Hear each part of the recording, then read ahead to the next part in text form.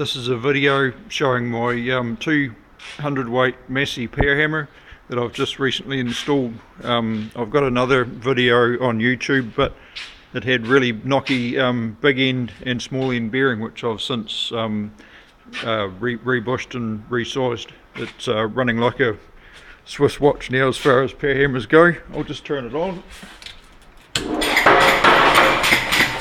I'll just show how much control you've got with one of these power hammers. It's pretty amazing. This is a piece of 3.2mm aluminium wire. Just come down and just touch it.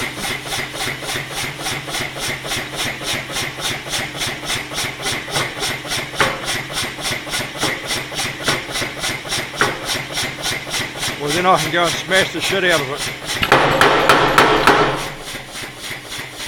Really quite impressive.